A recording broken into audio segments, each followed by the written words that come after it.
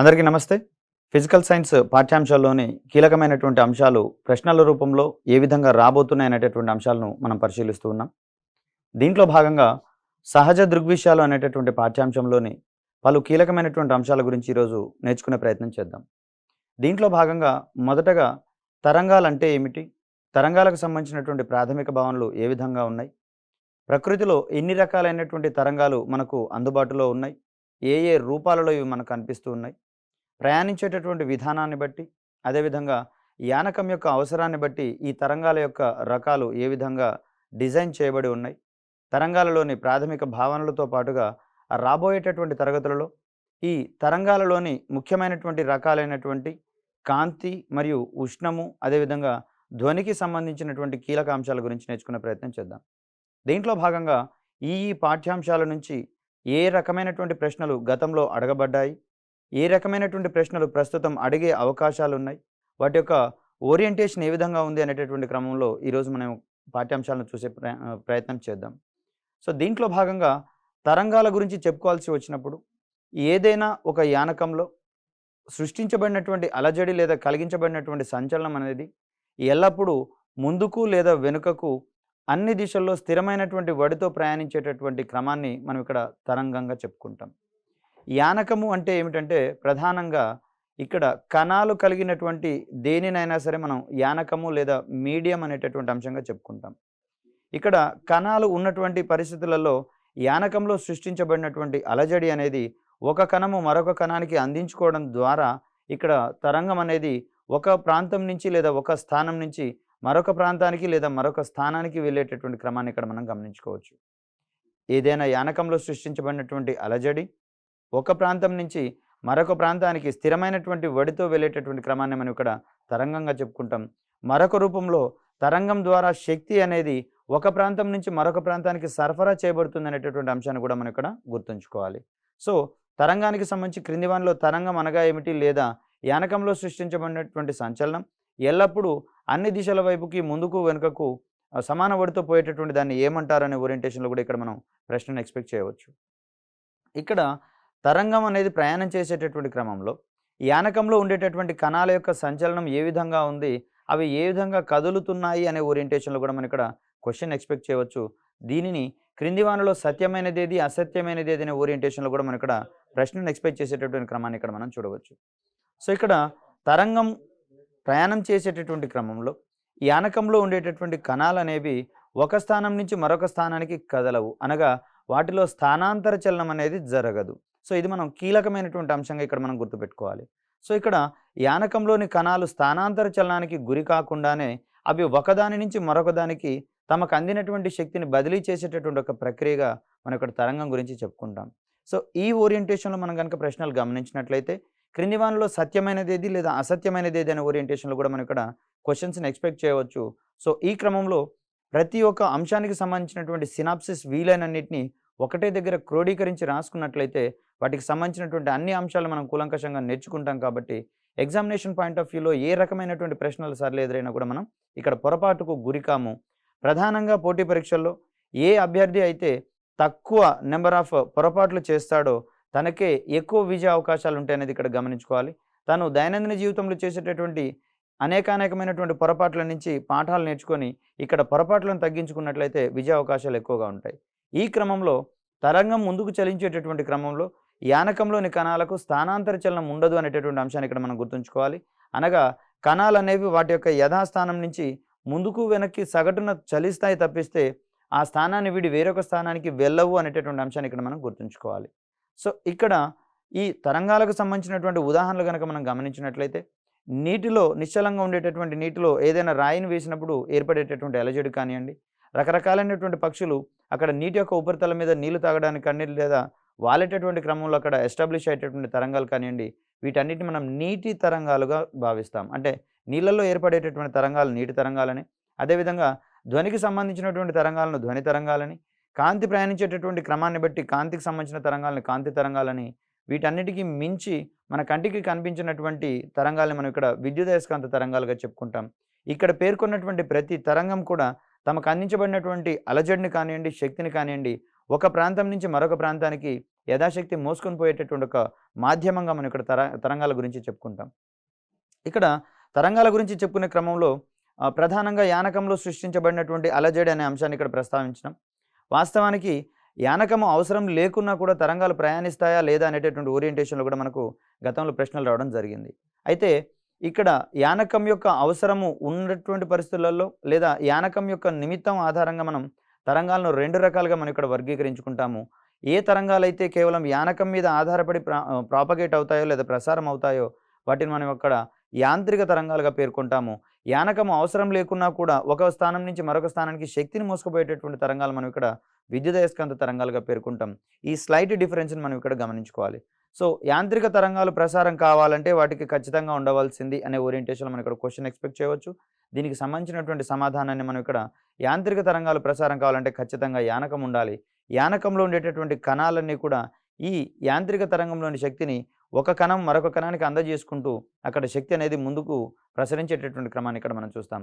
విద్యుదయస్కాంత తరంగాలకు సంబంధించి వీటికి ఎటువంటి యానకము అవసరం లేదు అనగా శూన్యంలో కూడా ప్రయాణించగల క్యాపబిలిటీ ఉన్నటువంటి తరంగాలుగా మనం ఇక్కడ విద్యుదయస్కాంత తరంగాల గురించి చెప్పుకుంటాం.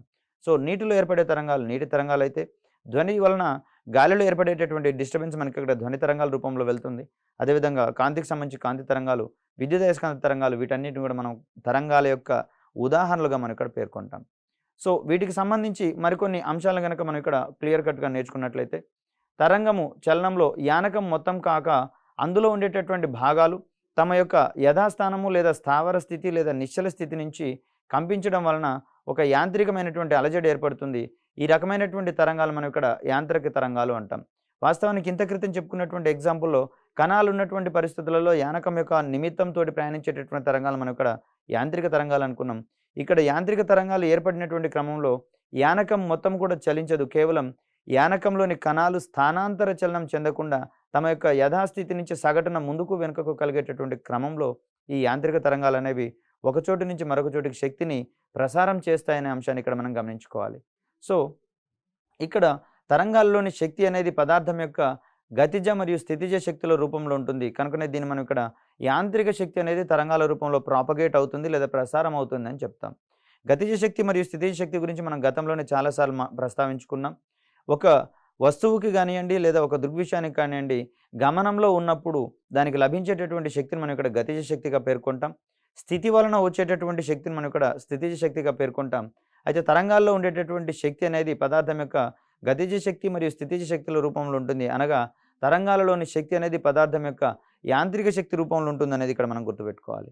అదేవిధంగా ఒక తరంగం చేరువేసేటటువంటి శక్తి ఆ తరంగంలోని కణాల యొక్క గతిజ మరియు స్థితిజ శక్తుల మొత్తానికి సమానమవుతుందనేటటువంటి అంశాన్ని కూడా ఇక్కడ మనం చూస్తాం.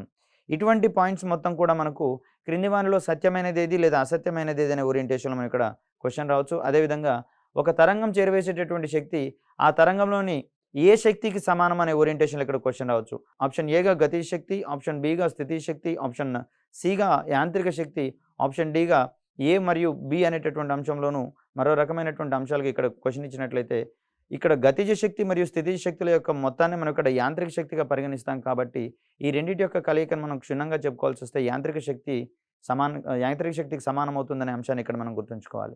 అదేవిధంగా యాంత్రిక తరంగాల ప్రసారానికి ఇక్కడ యానకం ఖచ్చితంగా అవసరం అనుకుంటున్నాం. ఇన్ కేసు యానకం కనుక లేనటువంటి పరిస్థితులలో ఈ యాంత్రిక తరంగాలు ప్రసారం చెందలేవు అనేటటువంటిది ఇక్కడ మనం గుర్తుంచుకోవాలి. యానకం లేని పరిస్థితులలో ఎక్కడ ఉత్పత్తి అయినటువంటి యాంత్రిక తరంగం అక్కడే నశిస్తుంది అనే అంశాన్ని ఇక్కడ మనం గుర్తుంచుకోవాలి. సో, ఇక్కడ యానకంలో ఒక యాంత్రిక తరంగం అనేది ప్రాపగేట్ అయ్యేటప్పుడు అక్కడ ఉండేటటువంటి యానకానికి ఖచ్చితంగా 2 ధర్మాలు కలిగి ఉండాల్సినటువంటి అవసరం ఉంటుంది. దీన్నే మనం యాంత్రిక జడత్వము లేదా యానకానికి సంబంధించినటువంటి యాంత్రిక జడత్వం అంటాము. అదేవిధంగా యానకంలోని కణాలకు సంబంధించినటువంటి స్థితిస్థాపక ధర్మాన్ని గురించి చెప్పుకుంటాం. జడత్వం అంటే ఏంటంటే ఇక్కడ ఏదైనా వ్యవస్థ తనలో మార్పుని గనక గురి చేసేటటువంటి క్రమంలో ఆ మార్పును వ్యతిరేకించేటటువంటి క్రమాన్ని మనం ఇక్కడ జడత్వంగా చెప్పుకుంటాం. ఇది మనకు న్యూటన్ మొదటి గమన నియమం ఇచ్చినటువంటి అంశంగా చూస్తాం. బాహ్య బలం యొక్క ప్రమేయం లేనటువంటి పరిస్థితులలో ఏదైనా వస్తువు తనలోని స్థితి మార్పును నిరోధించేటటువంటి చర్యనే మనం ఇక్కడ జడత్వంగా చెప్పుకుంటున్నాం. కాబట్టి ఇక్కడ యానకంలో యాంత్రిక తరంగాలు ప్రసరించేటటువంటి క్రమంలో దానికి ఖచ్చితంగా యాంత్రిక జడత్వం అనే ధర్మం ఉండాలి. స్థితిస్థాపకత అనగా యానకంలోని కణాలు తరంగాన్ని ఒక చోటి నుంచి మరొక చోటికి ప్రాపగేట్ చేసేటటువంటి క్రమంలో అది ముందుకు వెనుకకు కదిలేటటువంటి క్రమంలో ముందుకు వెళ్ళి తన ముందున్నటువంటి కణానికి శక్తిని అందించిన తర్వాత అది యథాస్థితికి రావాలి. ఈ దృగ్విషయాన్ని మనకు స్థితిస్థాపకత అనేది తెలియజేస్తుంది. సో, యానకంలోని యాంత్రిక తరంగాలు ప్రసరించే క్రమంలో ఆ యానకానికి ఉండాల్సినటువంటి లక్షణాలను గుర్తించండి అనే ఓరియంటేషన్‌లో క్వెషన్ గనుక ఎక్స్‌పెక్ట్ చేస్తే, దానికి మనం యాంత్రిక జడత్వం మరియు స్థితిస్థాపకత అనేటటువంటి వాటిని మనం ఆన్సర్‌లుగా గుర్తిస్తాం. అదేవిధంగా తరంగాలు ప్రయాణం చేసేటటువంటి క్రమంలో కేవలం శక్తి మాత్రమే అభిగమనం చెందుతాయి. అనగా శక్తి మాత్రమే ఒక చోటు నుంచి మరొక చోటికి ప్రసారం అవుతుంది. కానీ ఈ పూర్తి స్థాయిలో యానకం అనేది ప్రసారం కాదు అనేటటువంటి అంశాన్ని ఇక్కడ మనం గుర్తుంచుకోవాలి. యానకం అనేది కేవలం తనకు అందించబడినటువంటి అలజడిని ఒక ప్రాంతం నుంచి మరొక ప్రాంతానికి మాత్రమే స్వీకరించుకొని పోతుంది లేదా తీసుకొని వెళ్తుంది. కానీ యానకం మొత్తము ప్రసారం కాదు అనేటటువంటి అంశాన్ని ఇక్కడ మనం గుర్తుంచుకోవాలి. అదేవిధంగా ప్రయాణించేటటువంటి విధానాన్ని బట్టి మనకి ఇక్కడ తరంగాలలో 2 రకాలు మనం ఇక్కడ ప్రస్తావించుకుంటున్నాం. దీంట్లో మొదటిదిగా మనం ఇక్కడ పురోగామి తరంగాలు, రెండవది స్థావర లేక స్థిర తరంగాలుగా మనం ఇక్కడ చెప్పుకుంటాం. ప్రధానంగా ఈ ధ్వని తరంగాలు కానియండి, నీటి తరంగాలు కానియండి, కాంతి తరంగాలు కానియండి, ఇవి ప్రధానంగా మనం పురోగామి తరంగాల రూపంలో కనిపిస్తాయి. ఏదైనా అడ్డుతలాన్ని అడ్డుకున్నప్పుడు అవి వెనక్కి మరలొచ్చేటటువంటి క్రమంలో స్థావర లేక స్థిర తరంగాలుగా పురోగమిస్తాయి అనేటటువంటి అంశాన్ని ఇక్కడ మనం గుర్తుంచుకోవాలి. సో, వీటికి సంబంధించినటువంటి పలు ఉదాహరణలు మరియు డెఫినేషన్స్ కనుక మనం పరిశీలించినట్లయితే, యానకంలో ఒక బిందువు నుంచి అనంత దూరం వరకు ఒకే డైరెక్షన్‌లో ప్రయాణిస్తూ తిరిగి వెనక్కి రానటువంటి ఈ తరంగాలను మనం ఇక్కడ పురోగామి తరంగాలుగా ప్రస్తావిస్తాం. అంటే ఒకే డైరెక్షన్‌లో ఎంత దూరం వెళ్ళినా కూడా వెనక్కి మరలేటటువంటి పరిస్థితి లేనటువంటి తరంగాలుగా మనం ఇక్కడ పురోగామి తరంగాలకు సంబంధించినటువంటి అంశాలను ప్రస్తావిస్తాం. అదేవిధంగా పురోగామి తరంగాల్లోని యానకంలోని కణాలన్నింటికి ఒకే రకమైనటువంటి కంపన పరిమితి మరియు పౌనఃపున్యం ఉండేటటువంటి అంశాన్ని ఇక్కడ మనం చూస్తాం. కంపన పరిమితి అంటే యానకంలోని కణాలు గరిష్టంగా ఎంత దూరం అయితే స్థానభ్రంశం చెందుతాయో దాన్ని ఇక్కడ కంపన పరిమితిగా చెప్పుకుంటున్నాం. పౌనఃపున్యం అంటే యానకంలోని కణాలు ఒక సెకనుకి ఎన్నిసార్లు కంపిస్తాయో చెప్పేటటువంటి నెంబర్‌ని మనం ఇక్కడ పౌనఃపున్యంగా పేర్కొంటున్నాం. తిరిగి పురోగామి తరంగాలు 2 రకాలుగా వర్గీకరించడం జరిగింది. వీటిని తిర్యక్ తరంగాలు ట్రాన్స్‌వర్స్ వేవ్స్ అంటున్నాము. రెండవది అనుదైర్ఘ్య తరంగాలు లాంజిట్యూడినల్ వేవ్స్ అంటున్నాము. ఇక్కడ తెలుగు టెర్మినాలజీతో పాటు ఇంగ్లీష్ టెర్మినాలజీ కూడా కొంచెం ప్రధానంగానే మనం ఇక్కడ గుర్తుంచుకోవాల్సినటువంటి అవసరం ఉంది. సో, పురోగామి తరంగాలు అంటే ఒకే డైరెక్షన్‌లో సుదూర ప్రాంతాలకు పోయేటటువంటి తరంగాలు మనం ఇక్కడ పురోగామి తరంగాలుగా పేర్కొన్నాం. తిరిగి లక్షణాలను బట్టి కణాలు కంపించేటటువంటి స్వభావాన్ని బట్టి పురోగామి తరంగాలను మరి 2 రకాలుగా ఉన్నట్టుగా మనం ఇక్కడ భావించవచ్చు. అవి తిర్యక్ తరంగాలు మరియు అనుదైర్ఘ్య తరంగాలుగా మనం ఇక్కడ చూస్తున్నాం. సో, ఇక్కడ తిర్యక్ తరంగాలకు సంబంధించినటువంటి అంశాలు గనక మనం ప్రస్తావించుకోవాల్సి వస్తే, తరంగం అనేటటువంటిది ప్రయాణించేటటువంటి దిశకు లంబంగా ఆ యానకంలో ఉండేటటువంటి అణువులు కంపించేటట్లుగా ఉండే తరంగాలను మనం ఇక్కడ తిర్యక్ తరంగాలుగా పేర్కొంటాం. సో, యానకంలో తరంగం ప్రయాణించేటటువంటి క్రమంలో ఈ యానకంలో ఉండే కణాలు పైకి కిందికి చలిస్తాయి. అంటే తరంగం ప్రయాణించేటటువంటి దిశకు లంబంగా కంపిస్తాయి కాబట్టి ఈ రకమైనటువంటి తరంగాలు మనం ఇక్కడ తిర్యక్ తరంగాలుగా పేర్కొంటున్నాం. తిర్యక్ తరంగాలకు ఉదాహరణగా కాంతి తరంగాలు, నీటి తరంగాలు, అదేవిధంగా వాద్య పరికరాలు, తీగ వాద్య పరికరాలైనటువంటి వీణ, వయోలిన్‌లలో వాటి యొక్క తీగల మీద ఏర్పడేటటువంటి తరంగాలు మనం ఇక్కడ తిర్యక్ తరంగాలకు ఉదాహరణగా చెప్పుకుంటాం. తిర్యక్ తరంగము అయినదేది లేదా కానిదేది అనే ఓరియంటేషన్‌లో మనం ఇక్కడ క్వెషన్ ఎక్స్‌పెక్ట్ చేయవచ్చు. సో, ఏది తిర్యక్ తరంగము, ఏది తిర్యక్ తరంగం కానిదో తెలుసుకునేటటువంటి క్రమంలో మనకి ఇక్కడ కాంతి తరంగాలు, నీటి తరంగాలు, అదేవిధంగా తీగ వాయిద్యాలలో తీగల్లో ఏర్పడేటటువంటి తరంగాలు మనకి ఇక్కడ తిర్యక్ తరంగాలుగా చూపిస్తాం. కాబట్టి ఇవి కాకుండా వేరేది ఏదొచ్చినా కూడా దాన్ని తిర్యక్ తరంగం కానిదిగా గుర్తిస్తాము. ఇవి గనక కనిపిస్తే తిర్యక్ తరంగాలుగా మనం ఇక్కడ గుర్తించే అవకాశం మనకి ఇక్కడ ఉంటుంది. అదేవిధంగా యానకంలో తిర్యక్ తరంగాలు ప్రయాణించేటటువంటి క్రమంలో ఆ యానకంలో ఏ దృగ్విషయాలు ఏర్పడతాయనే ఓరియంటేషన్‌లో కూడా మనకు గతంలో చాలా ప్రశ్నలు రావడం జరిగింది. సో, యానకంలో తిర్యక్ తరంగాలు ప్రయాణించేటటువంటి క్రమంలో అక్కడ కొన్ని ప్రాంతాల్లో మిట్ట ప్రాంతము లేదా ఎత్తు భాగము లేదా ఉబ్బెత్తు భాగం ఏర్పడుతుంది. అదేవిధంగా దాని తర్వాత ఉన్నటువంటి పరిస్థితులలో కొంత పల్లపు భాగం ఏర్పడేటటువంటి పరిస్థితిని మనం ఇక్కడ గమనించవచ్చు. సో, ఇక్కడ మిట్ట ప్రాంతము లేదా ఉబ్బెత్తు భాగాన్ని మనం ఇక్కడ శృంగము అనేటటువంటి టర్మ్‌తో సూచిస్తాము. అదేవిధంగా పల్లపు భాగంలో ద్రోణి అనేటటువంటి పదంతో ఇక్కడ మనం సూచిస్తాం. మిట్ట భాగంలో కణాల యొక్క సాంద్రత అత్యధికంగా ఉంటుంది. పల్లపు భాగంలో కణాల యొక్క సాంద్రత కనిష్టంగా ఉండేటటువంటి క్రమాన్ని కూడా మనం ఇక్కడ గమనించవచ్చు. సో, శృంగం ఏర్పడినటువంటి క్రమంలో యానకంలోని కణాలు అనేవి గరిష్టమైనటువంటి స్థానభ్రంశాన్ని కూడా పొందే అవకాశాలు ఉంటాయి. పల్లపు భాగమైనటువంటి ద్రోణిలో కణాల యొక్క స్థానభ్రంశం అనేది మిక్కిలి కనిష్టంగా ఉండేటటువంటి అంశాన్ని కూడా మనం ఇక్కడ గమనించుకోవచ్చు. సో, ఇక్కడ తిర్యక్ తరంగం ఏర్పడేటటువంటి క్రమంలో క్రింది వానిలో తిర్యక్ తరంగంలోని భాగం అయినదేది లేదా కానిదేది అనే ఓరియంటేషన్ ఇక్కడ క్వశ్చన్ రావచ్చు. దీనికి సమాధానంగా మనం శృంగము మరియు ద్రోణుల కలయిక వలన ఇక్కడ తిర్యక్ తరంగం ఏర్పడుతుంది అనేటటువంటి క్రమాన్ని ఇక్కడ మనం గమనించవచ్చు. సో ఒక శృంగము మరియు ఒక ద్రోణి కలిసినట్లయితే ఇక్కడ ఒక కంపనం జరిగినట్లుగా మనం ఇక్కడ భావిస్తాము. సో ఈ రెండింటి యొక్క కలయికగా మనం ఇక్కడ తరంగం ఏర్పడుతుంది అనేటటువంటి అంశాన్ని ఇక్కడ మనం గమనించుకోవచ్చు. సో ఇక్కడ మరొక అంశాన్ని కనుక మనం గమనించినట్లయితే యానకంలోని కణాలు అనేవి తరంగ చలన దిశకు లంబంగా పైకి కిందికి కదులు ఉండేటటువంటి క్రమాన్ని మనం ఇక్కడ తిర్యక్ తరంగాలకు ఉదాహరణగా చెప్పుకున్నాం. అదే విధంగా మరొక రకమైనటువంటి తరంగాలుగా మనం ఇక్కడ అనుదైర్ఘ్య తరంగాల గురించి చెప్పుకుంటాం. సో ఈ అనుదైర్ఘ్య తరంగాలకు సంబంధించినటువంటి అంశాలను కనుక మనం పరిశీలించినట్లయితే యానకంలో ఉండేటటువంటి కణాలు తరంగం ప్రసారం అయ్యేటటువంటి దిశలోనే కంపిస్తూ ఉంటే అటువంటి తరంగాలు మనం ఇక్కడ అనుదైర్ఘ్య తరంగాలుగా మనం ఇక్కడ పేర్కొంటాం. దీనికి ఉదాహరణగా ధ్వని తరంగాలను మరియు స్ప్రింగ్లో ఏర్పడేటటువంటి తరంగాలను ఇక్కడ మనం అనుదైర్ఘ్య తరంగాలుగా చెప్పుకుంటాం. ప్రధానంగా ధ్వని తరంగాలు అనేవి ఘన పదార్థాలలో కానివ్వండి, ఇక్కడ ద్రవ పదార్థాలలో కానివ్వండి ప్రయాణించేటటువంటి క్రమంలో వాటిని ఈ తిర్యక్ తరంగాలుగా మనం ఇక్కడ పేర్కొంటాము. అదేవిధంగా ధ్వని తరంగాలు అనేవి గాలిలో ప్రయాణించేటటువంటి క్రమంలో వాటిని ఇక్కడ అనుదైర్ఘ్య తరంగాలుగా అంటాము. ఈ స్లైట్ వేరియేషన్ మీద కూడా మనం క్వశ్చన్ అడిగే అవకాశం ఉంది. గాలిలో ధ్వని తరంగాలు ఏ తరంగాల రూపంలో ప్రయాణిస్తాయనే ఓరియంటేషన్ మనం ఇక్కడ క్వశ్చన్ ఎక్స్పెక్ట్ చేయవచ్చు. సో ఈ క్రమంలో గాలిలో ధ్వని తరంగాలు అనేవి అనుదైర్ఘ్య తరంగాల రూపంలో ప్రయాణిస్తాయనే అంశాన్ని ఇక్కడ మనం గుర్తుంచుకోవాలి. అదేవిధంగా స్ప్రింగ్లో ఏర్పడేటటువంటి తరంగాలను కూడా మనం ఇక్కడ అనుదైర్ఘ్య తరంగాలుగా మనం ఇక్కడ చెప్పుకుంటూ ఉంటాం. ఇక్కడ అనుదైర్ఘ్య తరంగాలు అనేవి ఘన, ద్రవ, వాయు పదార్థాల గుండా ఏ పదార్థాల గుండా ప్రసరింపజేస్తాయి అనేటటువంటి అంశాలు మనకి ఇక్కడ క్వశ్చన్ రావచ్చు. అనుదైర్ఘ్య తరంగాలు అనేవి ద్రవ మరియు వాయు పదార్థాల గుండా ప్రసరించేటటువంటి క్రమాన్ని ఇక్కడ మనం గమనించవచ్చు. తిర్యక్ తరంగాలు ప్రధానంగా ఇక్కడ ఘన పదార్థాలలో ప్రసరించేటటువంటి క్రమాన్ని ఇక్కడ మనం గమనించవచ్చు. అదేవిధంగా నీటి గుండా ప్రయాణించేటటువంటి క్రమాన్ని కూడా మనం ఇక్కడ గమనించవచ్చు. సో ఇక్కడ అనుదైర్ఘ్య తరంగాలు ప్రసారించేటటువంటి క్రమంలో దానిలో యానకంలో ఏ రకమైనటువంటి దృగ్విషయాలు ఏర్పడతాయనే ఓరియంటేషన్లో కూడా మనకి ఇక్కడ క్వశ్చన్స్ వచ్చేటటువంటి అవకాశాలు ఉన్నాయి. కాబట్టి తిర్యక్ తరంగాలకు సంబంధించి శృంగము మరియు ద్రోణులు ఏర్పడేటటువంటి క్రమంలో అనుదైర్ఘ్య తరంగాలలో కూడా కొన్ని సందర్భాలలో యానకంలోని కణాల యొక్క సాంద్రత గరిష్టంగా ఉంటుంది. కొన్ని ప్రాంతాల్లో యానకంలోని కణాల యొక్క సాంద్రత కనిష్టంగా ఉండేటటువంటి పరిస్థితులు మనం ఇక్కడ గమనించవచ్చు. సో యానకంలోని కణాల యొక్క సాంద్రతల ఆధారంగా ఆ ప్రాంతాలను మనం ప్రత్యేకమైనటువంటి పేర్లతో పిలుచుకుంటాము. సో ఈ పేర్ల ఆధారంగా కూడా మనకి ఇక్కడ ఆ యానకం గుర్తించండి లేదా తరంగాన్ని గుర్తించండి అనేటటువంటి ఓరియంటేషన్లో మనకి ఇక్కడ క్వశ్చన్ పడే అవకాశం ఉంది. యానకం గుండా అనుదైర్ఘ్య తరంగాలు ప్రసరించేటటువంటి క్రమంలో కొన్ని ప్రాంతాలలో అణువుల యొక్క సాంద్రత ఎక్కువగా ఉంటుంది. ఈ ప్రాంతాన్ని మనం ఇక్కడ సాంద్రీకరణ లేదా సంపీడనము అనే పదంతో సూచిస్తాం. అదేవిధంగా కొన్ని చోట్ల అణువుల యొక్క సాంద్రత తక్కువగా ఉండేటటువంటి క్రమాన్ని చూస్తాం. దీన్ని మనం ఇక్కడ విరళీకరణాలుగా పేర్కొంటాం. అంటే ఇక్కడ యానకంలో అనుదైర్ఘ్య తరంగాలు పోయేటటువంటి క్రమంలో యానకంలో సంపీడన మరియు విరళీకరణాలు ఏర్పడతాయి అనేటటువంటి అంశాన్ని గుర్తుంచుకోవాలి.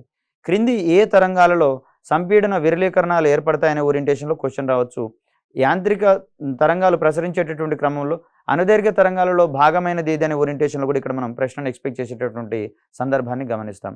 సో యానకం గుండా తరంగ దైర్ఘ్యాలు ఈ దైర్ఘ్య తరంగాలు లేదా అనుదైర్ఘ్య తరంగాలు ప్రయాణించేటటువంటి క్రమంలో కొన్ని చోట్ల అణువుల సాంద్రత గరిష్టంగా ఉంటుంది.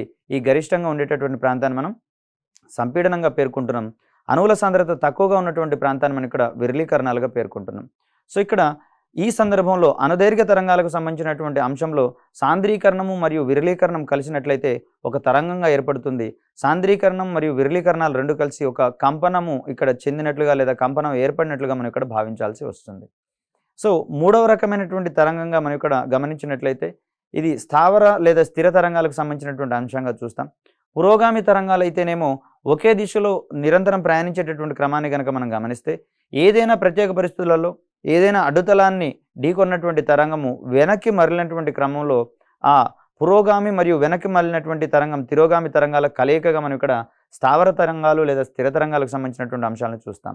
సో ఒకే కంపన పరిమితి తరంగ దైర్ఘ్యం కలిగినటువంటి రెండు పురోగామి తరంగాలు యానకంలో వ్యతిరేక దిశలో ప్రయాణిస్తూ అధ్యారోహణం సూపర్ ఇంపోజిషన్ అంటాము.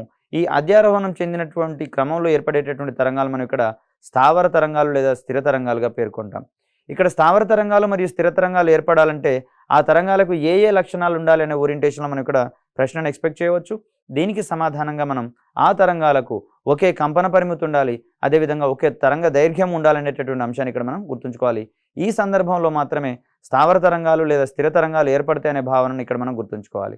ఇక్కడ స్థావర తరంగాలు లేదా స్థిర తరంగాలు ఏర్పడేటటువంటి క్రమంలో పురోగామి తరంగము కొంత దూరం పోయిన తర్వాత ఏదైనా తలానికి అడ్డుకున్నట్లయితే అది వ్యతిరేక దిశలో వస్తుంది. దీన్నే మనం తిరోగామి తరంగంగా కూడా చెప్పుకుంటాం. సో ఇక్కడ పురోగామి తరంగం మరియు తిరోగామి తరంగాలు కలిస్తే ఇక్కడ మనకు స్థావర లేదా స్థిర తరంగాలు ఏర్పడతాయి అనేటటువంటి అంశాన్ని ఇక్కడ మనం గుర్తుంచుకోవాలి. పురోగామి తరంగం మరియు తిరోగామి తరంగాల అధ్యారోహణం వలన ఏర్పడేటటువంటి తరంగం ఏ రకమైన తరంగం అనే ఓరియంటేషన్లో కూడా మనం ఇక్కడ క్వశ్చన్ ఎక్స్పెక్ట్ చేయవచ్చు. దీనికి సమాధానంగా మనం ఇక్కడ స్థిర తరంగము అంటాం. ఇక్కడ కొన్ని సందర్భాలలో ఒక కొక్కానికి తాడును గట్టి ముందుకి వెనకకి దాన్ని గనక కదిల్చినట్లయితే లేదా పైకి కిందికి కదిల్చినటువంటి క్రమంలో దాంట్లో ఏర్పడేటటువంటి ఆ తరంగాలను మనం ఇక్కడ స్థిర తరంగాలకు ఉదాహరణలుగా మనం ఇక్కడ చెప్పవచ్చు. సో స్థిర తరంగం ఏర్పడినటువంటి క్రమంలో కొన్ని ప్రదేశాలలో ఆ తరంగంలోని కణాలు కొన్ని గరిష్ట స్థానభ్రంశాన్ని కలిగి ఉంటాయి. ఈ స్థానాన్ని మనం ఇక్కడ ప్రతిస్పందన స్థానంగా చెప్పుకుంటున్నాం. అదేవిధంగా మరికొన్ని ప్రదేశాలలో కనిష్టమైనటువంటి స్థానభ్రంశాన్ని కలిగి ఉంటాయి. ఈ స్థానాన్ని మనం ఇక్కడ అస్పందన స్థానంగా ఇక్కడ మనం చెప్పుకుంటున్నాం. సో ప్రతిస్పందన స్థానము మరియు అస్పందన స్థానాలు అనేవి ఎక్కడ ఏర్పడతాయి లేదా ఏ తరంగంలో ఏర్పడతాయి అనే ఓరియంటేషన్లో కనుక క్వశ్చన్ అడిగితే దీనికి మనం స్థిర తరంగాన్ని ఉదాహరణగా చెప్పుకోవాల్సి వస్తుంది. అదేవిధంగా ఈ స్థిర తరంగాల్ని మరొక రకంగా లూప్ అనేటటువంటి పదజాలంతో కూడా చెప్పుకుంటాం. ఉత్సు అనేటటువంటి అంశంగా ఇక్కడ మనం చూస్తాం. ఉత్సులోని కణాల యొక్క కంపన పరిమితులు వేరుగాను మరియు ప్రావస్థ అనేది సమానంగా ఉండేటటువంటి క్రమాన్ని ఇక్కడ మనం గమనించవచ్చు. సో ఇక్కడ ప్రావస్థ అనేది ఒకే క్రమమైనటువంటి అమరిక కలిగినటువంటి కణాల యొక్క స్థితిని మనం ఇక్కడ ప్రావస్థగా చెప్పుకుంటాము. సో ఉచ్చులో ఉండేటటువంటి కణాల యొక్క కంపన పరిమితులు వేరుగా ఉంటున్నాయి.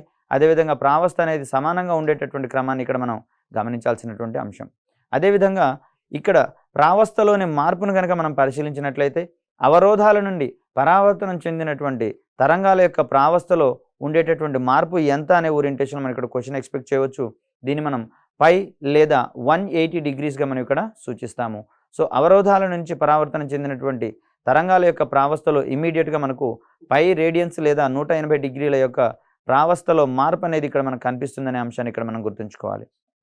ఇక్కడ ప్రావస్థకు సంబంధించినటువంటి డెఫినేషన్ కనుక మనం పరిశీలించినట్లయితే ఒకే దిశలో కంపిస్తూ సమాన స్థానభ్రంశాన్ని కలిగినటువంటి కణాలు లేక ఒకే దశ లేక ఒకే ప్రావస్థలో ఉన్నాయనేటటువంటి అంశంగా ఇక్కడ మనం సూచిస్తాం.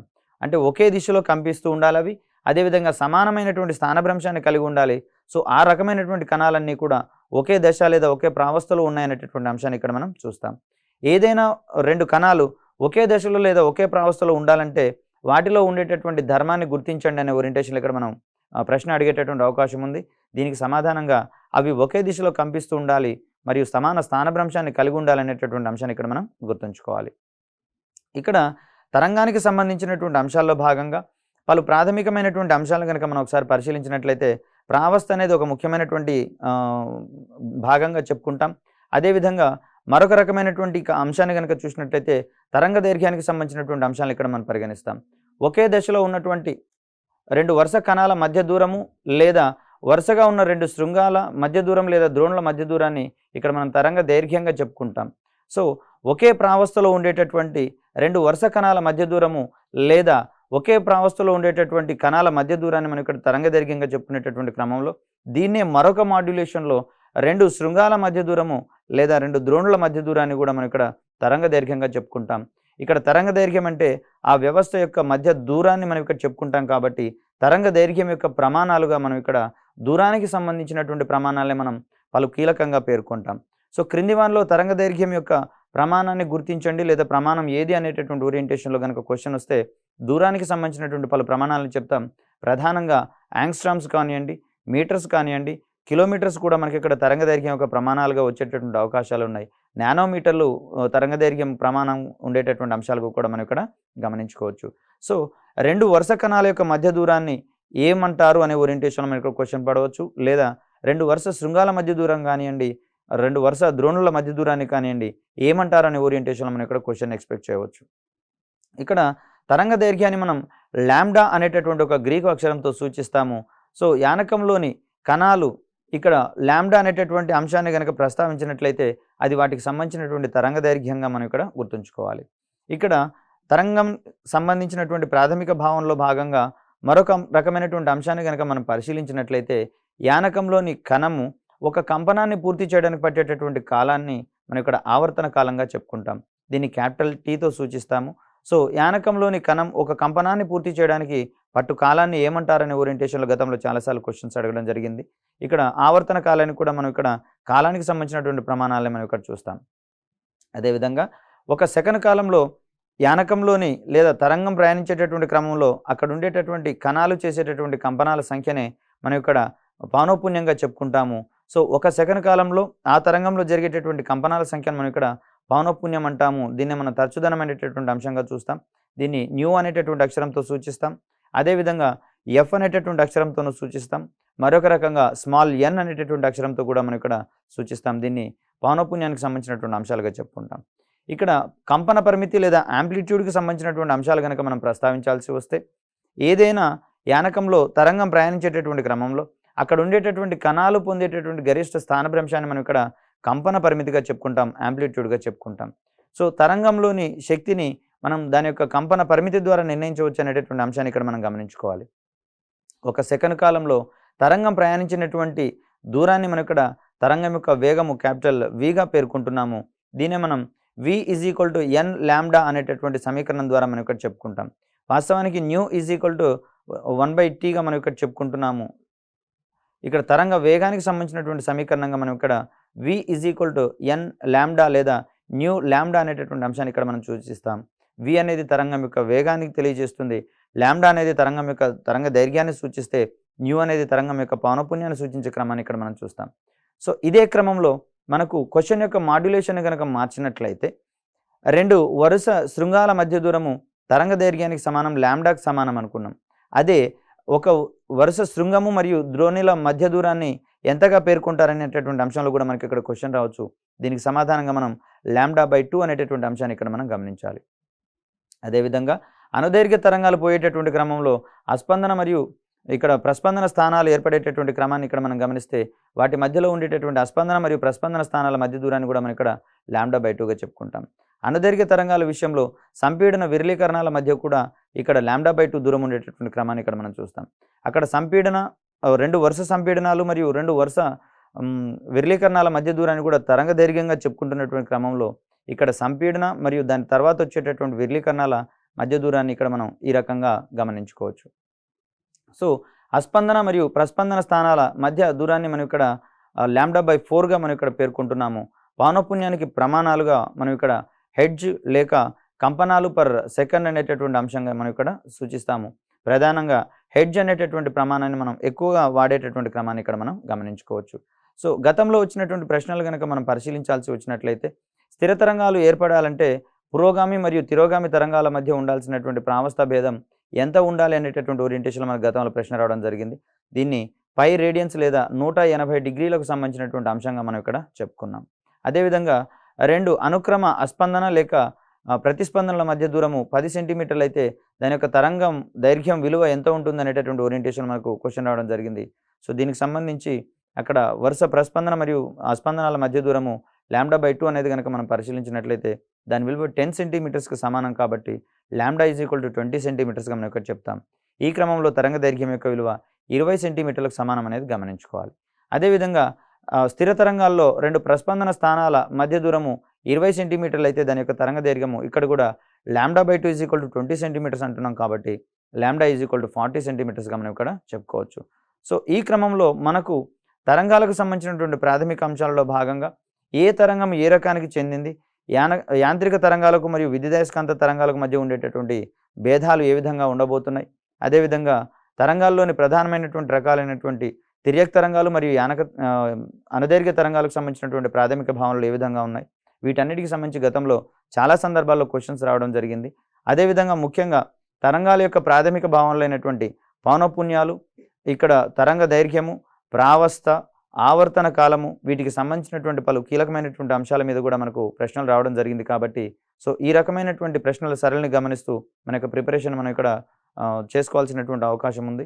సో ఇక్కడ ఉండేటటువంటి స్వల్పమైనటువంటి వేరియేషన్స్ వచ్చేటటువంటి క్రమంలో ఆయా అంశాలను కంపారిటివ్ మేనర్లో కనుక మనం నేర్చుకున్నట్లయితే అంశాలను మనకు పూర్తి స్థాయిలో గుర్తుండిపోయి తక్కువ పొరపాట్లతోనే మనం ఎక్కువ మార్కుల్ని స్కోర్ చేసేటటువంటి క్రమాన్ని ఇక్కడ మనం గమనించుకోవచ్చు. సహజ దృగ్విషయాల్లో భాగంగా తరంగాలకు సంబంధించినటువంటి ప్రాథమిక భావనల గురించి నేర్చుకున్నాం. ఈ క్రమంలో తరంగాలకు సంబంధించినటువంటి మరొక ముఖ్యమైనటువంటి ఎగ్జాంపుల్‌గా కాంతికి సంబంధించినటువంటి అంశాల గురించి నేర్చుకోబోతున్నాం. కాంతి అనేది ప్రధానంగా ఇది ఒక విద్యుదయస్కాంత తరంగంగా పేర్కొంటారు అనేటటువంటి అంశాన్ని ఇక్కడ మనం గుర్తుంచుకోవాలి. ఏ పదార్థం గుండా కాంతి ప్రయాణిస్తుందో ఆ పదార్థాన్ని మనం ఇక్కడ పారదర్శక సంబంధమైనటువంటి పదార్థాలుగా మనం ఇక్కడ చెప్పుకుంటున్నాం. సో, కాంతి ప్రసరించేటటువంటి క్రమాన్ని లేదా ప్రయాణించేటటువంటి క్రమాన్ని దృష్టిలో పెట్టుకుంటే మనకు 2 రకాలైనటువంటి పదార్థాలు మనం ఇక్కడ చెప్పుకోవచ్చు. కాంతిని ప్రసరింపజేసేటటువంటి పదార్థాలను పారదర్శక పదార్థాలుగా చెప్పుకుంటాం. అదేవిధంగా కాంతిని తమ గుండా ప్రసరింపజేయనటువంటి పదార్థాలను అపారదర్శక పదార్థాలుగా మనం ఇక్కడ చెప్పుకుంటాం. ఇక్కడ అస్వయం ప్రకాశకాలకు సంబంధించినటువంటి భూమి మరియు చంద్రుడికి సంబంధించిన అంశాలు గనుక మనం పరిశీలించినట్లయితే, సూర్యుని నుంచి వెలువడేటటువంటి కాంతి చంద్రుని మీద పడి చంద్రుని మీదుగా భూమి వైపుకి పరావర్తనం చెందించబడుతుంది. ఈ విధంగా చంద్రుని నుంచి వచ్చేటటువంటి ఆ వెలుతురిని మనం ఇక్కడ వెన్నెలగా అనుభూతి చెందేటటువంటి క్రమాన్ని ఇక్కడ మనం గమనించవచ్చు. అదేవిధంగా చంద్రుని మీద నుంచి గనక గమనించినట్లయితే, సూర్యుని నుంచి వచ్చినటువంటి కాంతి భూమి మీద పడి భూమి రిఫ్లెక్ట్ చేయడం ద్వారా చంద్రుని మీద కూడా అదే విధంగా భూమి ప్రకాశవంతంగా కనిపించేటటువంటి క్రమాన్ని ఇక్కడ మనం గమనించవచ్చు. సో, ఈ క్రమంలో భూమి మరియు చంద్రుడు అనేవి ఇక్కడ తమపై పడినటువంటి కాంతిని పరావర్తనం చెందిస్తాయి కాబట్టి వీటిని మనం అస్వయం ప్రకాశకాలుగా చెప్పుకుంటాం. మరొక ముఖ్యమైనటువంటి విషయం ఏమిటంటే, మానవునికి ఇక్కడ దృష్టి జ్ఞానం గనక కలగాలంటే ఏదైనా వస్తువుపై పడినటువంటి కాంతి అనేది తిరిగి అతని కంటికి పరావర్తనం చెందేటటువంటి క్రమంలోనే ఆ వస్తువుకు సంబంధించినటువంటి దృష్టి జ్ఞానం ఏర్పడుతుందనే అంశాన్ని ఇక్కడ మనం గుర్తుంచుకోవాలి. సో, ఇక్కడ పారదర్శక మరియు అపారదర్శక పదార్థాలకు సంబంధించినటువంటి అంశాలు గనక మనం గమనించినట్లయితే, వస్తువు గుండా కాంతి స్వేచ్ఛగా ప్రయాణించగలిగితే దాన్ని మనం ఇక్కడ పారదర్శక పదార్థాలుగా చెప్పుకుంటున్నాం. ఈ పారదర్శక పదార్థాలుగా మనం అద్దానికి సంబంధించి, గ్లాస్‌కు సంబంధించినటువంటి పదార్థాల గురించి చెప్పుకుంటున్నాం. అదేవిధంగా గాలి కూడా పారదర్శక పదార్థంగా ప్రవర్తిస్తుందనే అంశాన్ని ఇక్కడ మనం గమనించవచ్చు. ఇక్కడ కొన్ని వస్తువులు పూర్తి స్థాయిలో కాకుండా కొంత మేరకు మాత్రమే తమ గుండా కాంతిని ప్రసరింప చేసుకుంటాయి. ఇటువంటి పదార్థాలు మనం ఇక్కడ పాక్షిక పారదర్శక పదార్థాలుగా మనం పేర్కొంటాం. సో, పాక్షిక పారదర్శక పదార్థాలకు సంబంధించినటువంటి ఉదాహరణలు గనక మనం గమనించినట్లయితే, గరుకుగా ఉండేటటువంటి గాజు కానియండి, పారాఫిన్ మైనంతో పూసినటువంటి పేపర్లు కానియండి, నూనె అద్దినటువంటి కాగితం కానియండి, ఇవన్నీ కూడా పాక్షికంగా పారదర్శక పదార్థాలుగా ప్రవర్తిస్తాయనే అంశాన్ని ఇక్కడ మనం గమనించుకోవాలి. సో, ఇక్కడ ఏ పదార్థాలు తమ గుండా కాంతిని ప్రసరింప చేయవో వాటిని అపారదర్శక పదార్థాలుగా మనం ఇక్కడ చెప్పుకుంటాం. లేదా కాంతి నిరోధక పదార్థాలుగా మనం ఇక్కడ చెప్పుకుంటాం. ఈ కాంతి నిరోధక పదార్థాలకు సంబంధించినటువంటి ఉదాహరణలు గనక మనం గమనించినట్లయితే, రాయి, కర్ర, లోహాలు మరియు ప్లాస్టిక్‌కి సంబంధించినటువంటి సమస్త వస్తువులను ఇక్కడ మనం కాంతి నిరోధకాలుగా మనం ఇక్కడ పరిగణించవచ్చు. ఇక్కడ కాంతి ఏ రకంగా ప్రయాణిస్తుంది అనేటటువంటి ఉద్దేశంతో అనేకానేకమైనటువంటి సిద్ధాంతాలు మనకు అందించడం జరిగింది. ఈ సిద్ధాంతాల పేర్ల ఆధారంగా మనకు గతంలో అనేకమైనటువంటి ప్రశ్నలు కూడా రావడం జరిగింది. సో, ఈ క్రమంలో ఏ సిద్ధాంతాన్ని ఏ శాస్త్రవేత్త ప్రతిపాదించాడు అనే ఓరియంటేషన్‌లో మనకి ఇక్కడ క్వెషన్స్ వచ్చేటటువంటి దాఖలాలు ఉన్నాయి కాబట్టి, వీటికి సంబంధించినటువంటి అంశాలను గనక మనం పరిశీలించినట్లయితే, కాంతికి సంబంధించినటువంటి మొట్టమొదటి సిద్ధాంతంగా న్యూటన్ ప్రతిపాదించినటువంటి కాంతి కణ సిద్ధాంతాన్ని పేర్కొంటాం. న్యూటన్ ఇచ్చినటువంటి ఈ కాంతి కణ సిద్ధాంతం ఆధారంగా కాంతి అనేది వివిధ కణాల రూపంలో ఒక చోటు నుంచి మరొక చోటికి ప్రసరిస్తుంది అనే అంశాన్ని ఇక్కడ న్యూటన్ మహాశయుడు తెలపడం జరిగింది. సో, ఈ క్రమంలో కాంతికి సంబంధించినటువంటి రంగులను ఆ కణాల యొక్క పరిమాణం నిర్ధారిస్తుంది అనేటటువంటి ఒక భావనను మనకి ఇక్కడ న్యూటన్ మహాశయుడు అందించడం జరిగింది. సో, ఈ క్రమంలో కొన్ని లోటుపాట్లు ఉన్న దృష్ట్యా ఇక్కడ కాంతికి సంబంధించి తరంగ సిద్ధాంతాన్ని అందించడం జరిగింది. దీన్ని హైగన్ కాంతి తరంగ సిద్ధాంతంగా పేర్కొంటారు. సో, ఈ క్రమంలో కాంతి ఒక చోటు నుంచి మరొక చోటికి ప్రయాణించేటటువంటి క్రమంలో ప్రపంచవ్యాప్తంగా ఒక యానకం అనేది ఇక్కడ ఎస్టాబ్లిష్ అయి ఉందని, దీన్నే ఈథర్ అనేటటువంటి యానకంగా ఇక్కడ పేర్కొనడం జరిగింది. సో, హైగన్ ఇచ్చినటువంటి ఈ సిద్ధాంతం అనేది ఇది కూడా దీంట్లోని లోటుపాట్లు ఎక్కువగా ఉన్నటువంటి దృష్ట్యా మరి మ్యాక్స్‌వెల్ అనేటటువంటి శాస్త్రవేత్త తనదైనటువంటి శైలిలో విద్యుదయస్కాంత తరంగ సిద్ధాంతాన్ని ఇక్కడ ప్రవేశపెట్టడం జరిగింది. సో, కాంతి యొక్క విద్యుదయస్కాంత సిద్ధాంతాన్ని గనక పరిశీలించినట్లయితే, ఈ సిద్ధాంతాన్ని ప్రతిపాదించిన శాస్త్రవేత్త ఎవరు అనే ఓరియంటేషన్ మనకి ఇక్కడ క్వెషన్ వచ్చేటట్టు అవకాశం ఉంది. దీనికి సమాధానంగా మనం ఇక్కడ మ్యాక్స్‌వెల్ గురించి చెప్పుకుంటాము. కాంతికి శూన్యంలో కూడా ప్రయాణించేటటువంటి ధర్మం ఉంటుంది కాబట్టి, ఈ ధర్మం ఆధారంగా కాంతికి విద్యుదయస్కాంత ధర్మాలు ఉన్నాయనేటటువంటి అంశాన్ని పేర్కొనడం జరిగింది. ఇక్కడ కాంతి ప్రయాణించేటటువంటి రుజుమార్గాన్ని మనం ఇక్కడ ఒక సరళ రేఖ ద్వారా లేదా కాంతి కిరణం ద్వారా మనం ఇక్కడ చూపిస్తాము.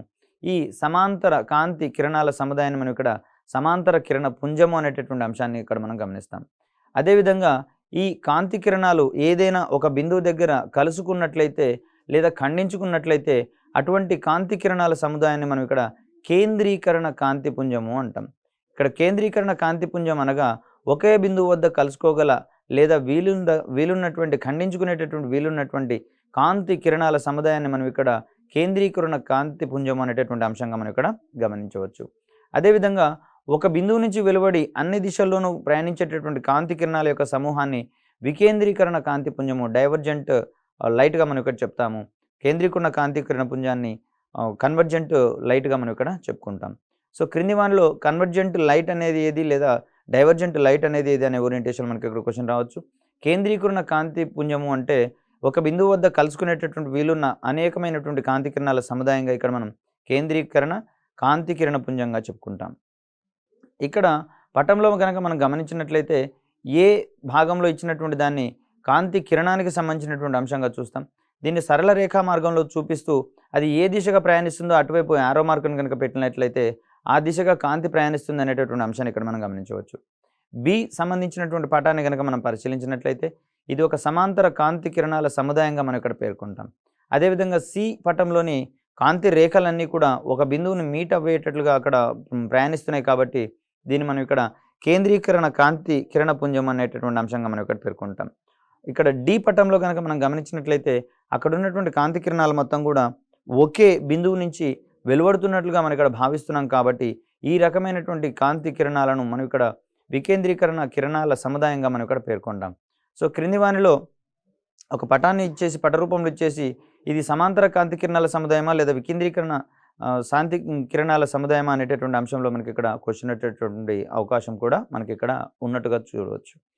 సో ఇక్కడ కాంతికి సంబంధించినటువంటి ధర్మాలను కనుక మనం పరిశీలించినట్లయితే ఒక కాంతి కిరణ పుంజము రెండు యానకాలను వేరు చేసేటటువంటి తలంపై పతనమైనప్పుడు కొంత భాగము తిరిగి మొదటి యానకంలోకి ప్రసారం అయ్యేటటువంటి క్రమాన్ని మనకి ఇక్కడ కాంతి పరావర్తనంగా చెప్పుకుంటాం. లేదా ఏదైనా తలంపై పతనం చెందినటువంటి కాంతి కిరణం తిరిగి అదే తలంలోకి లేదా అదే యానకంలోకి వెనుదిరిగేటటువంటి క్రమాన్ని మనం ఇక్కడ కాంతికి సంబంధించినటువంటి పరావర్తన ధర్మంగా మనం ఇక్కడ చెప్పుకుంటాం. రిఫ్లెక్షన్ అనేటటువంటి టర్మ్తో దీన్ని ఇక్కడ మనం చూపిస్తాం. ఇక్కడ మొదటి పటంలో నున్నటి తలం మీద పడినటువంటి సమాంతర కాంతి కిరణ పుంజం అనేది రిఫ్లెక్షన్ జరిగిన తర్వాత లేదా పరావర్తనం చెందిన తర్వాత సమాంతర కాంతి కిరణ పుంజంగా పరావర్తనం చెందినటువంటి క్రమాన్ని ఇక్కడ మనం గమనించవచ్చు. అదేవిధంగా రెండవ పటాన్ని కనుక మనం గమనించినట్లయితే గరుకుగా ఉన్నటువంటి లేదా సమతలంగా లేనటువంటి తలం మీద పడినటువంటి సమాంతర కాంతి కిరణ పుంజం అనేది ఇక్కడ అక్రమ దిశలలో లేదా విభిన్నమైనటువంటి దిశల్లో వేర్వేరు దిశల్లో ఇక్కడ పరావర్తనం చెందేటటువంటి క్రమాన్ని ఇక్కడ మనం గమనించవచ్చు. దీన్ని మనం ఇక్కడ అక్రమ పరావర్తనంగా మనం చెప్పేటటువంటి క్రమాన్ని చూస్తాం. సో కాంతి కిరణాలు నున్నని మెరుగుపెట్టబడినటువంటి క్రమ తలాలపై పతనం అయ్యేటటువంటి క్రమంలో అక్కడ జరిగేటటువంటి పరావర్తనాన్ని మనం ఇక్కడ క్రమ పరావర్తనంగా చెప్పుకుంటాం.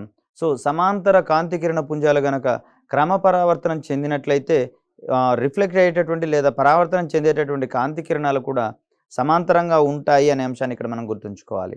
అదేవిధంగా కాంతి అనేది గరుకైన మెరుగులేని క్రమ రహితమైనటువంటి తలాలపై పతనం చెందినటువంటి క్రమంలో అక్కడ అక్రమ పరావర్తనం ఏర్పడుతుంది అనేటటువంటి అంశాన్ని ఇక్కడ మనం గమనించుకోవాలి.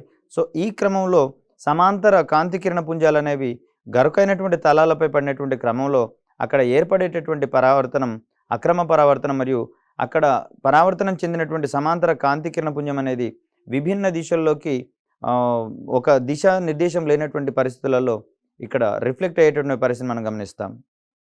ఇక్కడ గరుకు తలం యొక్క విభిన్న పతన బిందువుల నుంచి పరావర్తనం చెందినటువంటి కాంతి కిరణాల సమూహ ఫలితాన్ని మనం ఇక్కడ కాంతి పరిక్షేపణ లేదా స్కాటరింగ్ ఆఫ్ లైట్గా మనం ఇక్కడ పేర్కొంటాము. సో దీనికి సంబంధించినటువంటి ప్రాథమిక అంశాలు మనం ఇక్కడ చూద్దాం. అదేవిధంగా కాంతికి సంబంధించినటువంటి పరావర్తన సూత్రాల మీద గతంలో మనకు చాలాసార్లు ప్రశ్నల రూపంలో అడగడం జరిగింది. ఈ పరావర్తన సూత్రాలకు సంబంధించి మొత్తం 3 నియమాలు మనం ఇక్కడ ప్రధానంగా చర్చించుకోవడం జరిగింది. సో ఈ పరావర్తన సూత్రాలు కనుక మనం గమనించినట్లయితే కాంతి కిరణాలు సమతల దర్పణం వంటి నున్నని క్రమ తలాలపై పతనం చెందేటటువంటి క్రమంలో ఇక్కడ ఈ పరావర్తన సూత్రాలను మనం డిజైన్ చేసుకోవడం జరిగింది. సో ఈ క్రమతలాలపై పరావర్తనం చెందినటువంటి క్రమంలో పరావర్తన కోణం అనేది పతన కోణానికి సమానంగా ఉంటుంది అని తెలిపేది మొదటి పరావర్తన సూత్రంగా మనం ఇక్కడ పేర్కొంటాం. ఈ సందర్భంలో R = I అనేటటువంటి అంశాన్ని ఇక్కడ మనం గమనిస్తాం. R అనేది ఇక్కడ పరావర్తన కోణాన్ని తెలియజేస్తుంది. ఐ అనేది ఇన్సిడెంట్ యాంగిల్ లేదా పతన కోణానికి తెలియజేస్తుంది అనేటటువంటి అంశాన్ని ఇక్కడ మనం గమనించాలి. అదేవిధంగా పతన కిరణము, పరావర్తన కిరణము, తలానికి గీసినటువంటి లంబం 3 కూడా ఒకే సమతలంలో ఉంటాయి. అంటే ఏవైనా ఒకటి ఒక సమతలంలో ఉన్నప్పుడు మిగిలిన 2 మరో సమతలంలో ఉండే అవకాశాలు లేవు ఇక్కడ. సో పతన కిరణం అనేది పరావర్తన కిరణం యొక్క తలానికి గీచిన లంబము 3 కూడా ఒకే సమతలంలో ఉంటాయి అనేటటువంటి అంశాన్ని ఇక్కడ మనం గమనించుకోవాలి. సో ఇదే క్రమంలో పతన కిరణము మరియు పరావర్తన కిరణము అక్కడ ఆ పతన బిందువు వద్ద గీసినటువంటి, అక్కడ పరావర్తన తలానికి లంబంగా గీసినటువంటి ఒక లంబ రేఖను గనక మనం గమనించినట్లయితే ఇవి పతన కిరణం మరియు పరావర్తన కిరణం అనేవి ఈ లంబానికి 2 వైపులా ఉండేటటువంటి క్రమాన్ని కూడా మనం ఇక్కడ గమనించుకోవాలి. ఇక్కడ పరావర్తన సూత్రాలకు సంబంధించినటువంటి అంశాలు కనుక మనం ఇక్కడ పరిశీలించినట్లయితే PQ అనేది ఇక్కడ పరావర్తన తలంగా ఇక్కడ పనిచేస్తుంది. AO అనేది ఇక్కడ పతన కిరణంగా మరియు OD అనేది పరావర్తన కిరణంగా పనిచేస్తుంది. అదేవిధంగా ON అనేది ఇక్కడ మనకు ఆ O అనేటటువంటి పతన బిందువు వద్ద PQ అనేటటువంటి పరావర్తన తలాన్ని గీసిన అభిలంబంగా మనం ఇక్కడ పరిగణిస్తాం. సో I అనేటటువంటి యాంగిల్ పతన కోణంగా తెలియజేస్తుంది. అదేవిధంగా R అనేటటువంటిది పరావర్తన కోణంగా తెలియజేసేటటువంటి క్రమాన్ని ఇక్కడ మనం గమనించవచ్చు.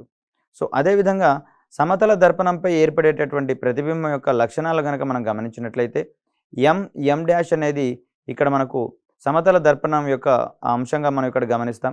ఏదైనా వస్తువు ON అనేటటువంటిది ఈ దర్పణం మీద పెట్టినటువంటి క్రమంలో అక్కడ O నుంచి వచ్చేటటువంటి కాంతి కిరణాలు అనేవి 2 విభిన్నమైనటువంటి ప్రాంతాలు A, Bల దగ్గర పడేటటువంటి క్రమంలో A నుంచి అక్కడ పరావర్తన తలానికి లేదా సమతల దర్పణానికి గీసినటువంటి అభిలంబము AN1, B నుంచి గీసినటువంటి అభిలంబం BN2గా మనం ఇక్కడ పరిగణిస్తాం. సో ఈ క్రమంలో అక్కడ ప్రతిబింబం అనేది తలక్రిందులుగా ఏర్పడినటువంటి క్రమాన్ని ఇక్కడ మనం గమనించవచ్చు. సో ఈ క్రమంలో ఆ ప్రతిబింబం యొక్క లక్షణాలను కనుక మనం ఇక్కడ పరిశీలించినట్లయితే ఇక్కడ ఆ ప్రతిబింబం అనేది మిథ్యా ప్రతిబింబంగా మనం ఇక్కడ పరిగణిస్తాం. మిథ్యా ప్రతిబింబం అంటే ఏ ప్రతిబింబాన్ని అయితే తెర మీద పట్టడానికి వీలుగా ఉండదో అటువంటి ప్రతిబింబాన్ని మనం అక్కడ మిథ్యా ప్రతిబింబంగా చెప్పుకుంటాం. అదేవిధంగా ఈ ప్రతిబింబం అనేది నిటారు ప్రతిబింబంగా కనబడుతుంది కాబట్టి ఇది నిటారు ప్రతిబింబంగా చెప్తాం. అదేవిధంగా ఏర్పడినటువంటి ప్రతిబింబంలో కుడి మరియు ఎడమ స్థానాలు అనేవి తారుమారవుతాయి కాబట్టి ఇక్కడ ఈ పరిస్థితులలో దాన్ని మనం పార్శ్వ విలోమం చెందుతుంది అనేటటువంటి క్రమాన్ని ఇక్కడ మనం గమనించవచ్చు. సో ఇక్కడ మిథ్యా ప్రతిబింబము ఏ దర్పణం ఆధారంగా ఏర్పడుతుంది లేదా ఏ పరావర్తన ధర్మం ఆధారంగా ఏర్పడుతుంది అనే ఓరియంటేషన్ మనకి ఇక్కడ క్వశ్చన్ రావచ్చు. సమతల దర్పణం ఆధారంగా ఇది మిథ్యా ప్రతిబింబం ఏర్పడుతుంది. అదేవిధంగా నిటారు ప్రతిబింబం మరియు కుడి ఎడమలు తారుమారైనటువంటి ప్రతిబింబం ఏర్పడుతుంది. అదేవిధంగా తలక్రిందులుగా ఉండేటటువంటి ప్రతిబింబం ఏర్పడుతుంది అనే అంశాలను ఇక్కడ మనం గమనించుకోవాలి. సో ఈ క్రమంలో కాంతికి సంబంధించి వివిధ కాంతి సిద్ధాంతాలు, పారదర్శక మరియు అపారదర్శక పదార్థాలకు సంబంధించి కాంతి తీవ్రతకు సంబంధించినటువంటి ప్రమాణాలు, ఇటువంటి అంశాల దృష్ట్యా మనకి ఇక్కడ ప్రశ్నలు వచ్చేటటువంటి అవకాశం ఉంది. అదేవిధంగా పరావర్తన సూత్రాలకు సంబంధించినటువంటి పలు అంశాల్లో కూడా మనకు గతంలో ప్రశ్నలు చాలాసార్లు అడగడం జరిగింది. మరొక మెట్టు ముందుకేసినట్లయితే ఇక్కడ సమతల దర్పణం ఆధారంగా ఏర్పడేటటువంటి ప్రతిబింబం యొక్క లక్షణం అయినదేది లేదా కానిదేది అనేటటువంటి ఓరియంటేషన్లో కూడా మనకు ప్రశ్నలు వచ్చేటటువంటి అవకాశాలు ఉన్నాయి. కాబట్టి ఈ క్రమంలో మనం నేర్చుకున్నటువంటి ప్రతి అంశం కూడా పరీక్షలో మనకు ఇక్కడ క్షుణ్ణంగా వాటిని పరిశీలించి జాగ్రత్తగా వాటిని ఆప్షన్స్ని చెక్ చేసుకుని ఇక్కడ ఆన్సర్ చేయడం ద్వారా మనకి ఇక్కడ ఈ కాంతి అనేది అధిక మార్కులు పొందేటటువంటి క్రమంలో ఎంతో ఉపయుక్తంగా ఉంటుంది అనేటటువంటి అంశాన్ని ఇక్కడ మనం గమనించుకోవాలి. సో కాంతికి సంబంధించి దైనందిన జీవితంలో ఏర్పడేటటువంటి పలు ఉదాహరణలు కనుక జోడించుకున్నట్లయితే మనకి ఇది ఎక్కువ కాలం పాటు గుర్తుండిపోయేటటువంటి క్రమాన్ని కనుక మనం ఇక్కడ గమనించవచ్చు. ఇంద్రధనుసుకు సంబంధించి కానివ్వండి, ఎండమావులకు సంబంధించి కానివ్వండి, అవి ఏర్పడేటటువంటి క్రమంలో ఏ ఏ ధర్మాలు ఉన్నాయనేటటువంటి అంశంలో మనం ఇక్కడ ప్రశ్నల యొక్క సరళిని కూడా గమనించుకోవచ్చు. కాబట్టి ఇక్కడ తరంగాలు మరియు కాంతికి సంబంధించినటువంటి అన్ని భావనలు కనుక మనం పరిశీలించినట్లయితే తరంగానికి ఉండేటటువంటి ప్రతి ధర్మం కూడా మనకి ఇక్కడ కాంతి యొక్క ధర్మాలుగా కూడా మనం ఇక్కడ పేర్కొంటున్నాం. కాబట్టి సో తరంగాల ధర్మాలను, కాంతి ప్రవర్తించేటటువంటి స్వభావాలను కనుక మనం బేరీజు వేసుకొని దీన్ని ప్రిపేర్ చేసినట్లయితే మనకి ఇక్కడ ఈ పాఠ్యాంశం నుంచి అనేకమైనటువంటి ప్రశ్నలు ఎక్స్పెక్ట్ చేయవచ్చు. మరి మార్కులు కూడా వచ్చేటటువంటి అవకాశాన్ని ఇక్కడ మనం గమనించవచ్చు. కాంతికి సంబంధించినటువంటి మరిన్ని ధర్మాలను కనుక మనం మాట్లాడుకోవాల్సి వస్తే ఇందులో ప్రధానంగా జలాంతర్గాముల్లో ఉన్నటువంటి వ్యక్తులు, నీటి ఉపరితలంపై ఉండేటటువంటి శత్రువుల దేశాలకు సంబంధించినటువంటి ఓడలను చూసే క్రమంలో, అదేవిధంగా గోడలలో ఉండి లేదా గోతులలో ఉండి ఇక్కడ శత్రువులకు కనపడకుండా వాళ్ళ యొక్క సంచారాన్ని కనుక్కోవడానికి గాను ఒక పరికరాన్ని వినియోగిస్తారు. దీన్నే మనం ఇక్కడ పెరిస్కోప్గా పరిగణిస్తాం. అయితే ఇక్కడ ఈ పరికరం గురించి డైరెక్ట్ క్వశ్చన్ పడే అవకాశం లేకపోయినా కూడా ఇక్కడ పెరిస్కోప్లో వాడేటటువంటి దర్పణాలు ఎంత కోణంలో ఉండే అవకాశం ఉంది అనే ఓరియంటేషన్లో క్వశ్చన్ రావచ్చు. లేదా జలాంతర్గామంలో ఉండేటటువంటి వ్యక్తులు సురక్షితంగా శత్రువుల కంటపడకుండా వారి యొక్క ఓడలను చూసేటటువంటి క్రమంలో ఉపయోగపడేటటువంటి పరికరం ఏది అనేటటువంటి ఓరియంటేషన్లో మనకి ఇక్కడ క్వశ్చన్ రావచ్చు. దీనికి మనం పెరిస్కోప్ అనే పరికరాన్ని సమాధానంగా చెప్పుకుంటాం. అదేవిధంగా ఇక్కడ పెరిస్కోప్కి సంబంధించినటువంటి అంశాన్ని కనుక చూసినట్లయితే కింద మనిషి చూసేటటువంటి భాగాన్ని ఇక్కడ గోతులలో నక్కి ఉన్నటువంటి సైనికులకు సంబంధించినటువంటి అంశంగా చూడవచ్చు. ఇక్కడ పైవైపు నుంచేటటువంటి వస్తువులను దేన్ని చూసినా కూడా అక్కడ కింద చూసేటటువంటి సైనికులకు ఎదురుగా ఉన్నటువంటి ఫీలింగ్ కలుగుతుంది. సో ఈ రకమైనటువంటి అమరికను మనం పెరిస్కోప్కి సంబంధించినటువంటి ఈ పరికరం ద్వారా చూడవచ్చు. అయితే దీంట్లో ఆ గ్లాసెస్ని మనకి ఇక్కడ 45 డిగ్రీల కోణంలో అమర్చి ప్రయోగించేటటువంటి క్రమాన్ని ఇక్కడ మనం చూస్తాం. సో దట్ ఎదురుగా ఉన్నటువంటి ఆ వస్తువు యొక్క ప్రతిబింబము పైన ఉన్నటువంటి దర్పణం మీద పడుతుంది. ఆ దర్పణం మీద ఉన్నటువంటి ప్రతిబింబము దిగువన ఉన్నటువంటి దర్పణానికి వస్తువు మాదిరిగా పనిచేస్తుంది. సో ఆ వస్తువు యొక్క ప్రతిబింబం దిగువన ఉన్నటువంటి అద్దంలో లేదా దర్పణంలో పడినప్పుడు ఆ దర్పణం మీద ఉన్నటువంటి వస్తువుని ఇక్కడ దిగువన ఉన్నటువంటి వ్యక్తి చూసేటటువంటి క్రమాన్ని ఇక్కడ మనం పరిశీలించవచ్చు. సో పెరిస్కోప్ పనిచేసేటటువంటి సూత్రాన్ని కనుక మనం ఇక్కడ పరిగణలోకి తీసుకోవాల్సి వస్తే సమతల దర్పణాలపై కాంతి పరావర్తనం చెందుతుంది అనేటటువంటి ధర్మాల ఆధారంగా ఇక్కడ మనకు పెరిస్కోప్ పనిచేస్తుంది అనేటటువంటి అంశాన్ని ఇక్కడ మనం గమనించవచ్చు. అదేవిధంగా పెరిస్కోప్లో వాడేటటువంటి సమతల దర్పణాలు మూలాల వద్ద గొట్టం యొక్క తలానికి ఎన్ని డిగ్రీల కోణంతో బిగించబడి ఉంటాయనే ఓరియంటేషన్లో కూడా ఇక్కడ క్వశ్చన్ ఎక్స్పెక్ట్ చేయవచ్చు. దీనికి సంబంధించి మన సమాధానాన్ని 45 డిగ్రీల కోణంతో అనేటటువంటి అంశాన్ని పరిశీలించాలి. సో ఇవి రెండు మనకి ఇక్కడ పెరిస్కోప్కి సంబంధించి ప్రశ్నల సరళిగా చెప్పుకుంటాం. అదేవిధంగా మరికొన్ని సందర్భాలలో 2 దర్పణాలను కొంత కోణంతో అమర్చినప్పుడు ఆ దర్పణాల మధ్య ఏర్పడేటటువంటి ప్రతిబింబాల సంఖ్యకు సంబంధించినటువంటి ప్రశ్నలు గతంలో చాలాసార్లు అడగడం జరిగింది. సో ఈ క్రమంలో ఏవైనా 2 దర్పణాలను తీటా కోణంతో అమర్చినటువంటి సందర్భంలో అక్కడ ఏర్పడేటటువంటి ప్రతిబింబాల సంఖ్యను n = 360/θ-1 అనేటటువంటి సమీకరణం ద్వారా మనం ఇక్కడ కనుగొనవచ్చు. సో ఈ కోణంలో చూసినట్లయితే ఏవైనా 2 దర్పణాలను 90 డిగ్రీల కోణంతో అమర్చినటువంటి క్రమంలో అక్కడ ఏర్పడేటటువంటి ప్రతిబింబాల యొక్క సంఖ్యని ఇక్కడ మనం 3గా చెప్పుకుంటాము. సో ఈ క్రమంలో మనం తీసుకోవాల్సినటువంటి ఒక జాగ్రత్త ఏంటంటే 360/θ అనేటటువంటి విలువ కనుక అక్కడ సరి సంఖ్య వచ్చినట్లయితే దాని నుంచి 1 తీసేయాల్సినటువంటి అవసరం ఉంటుంది.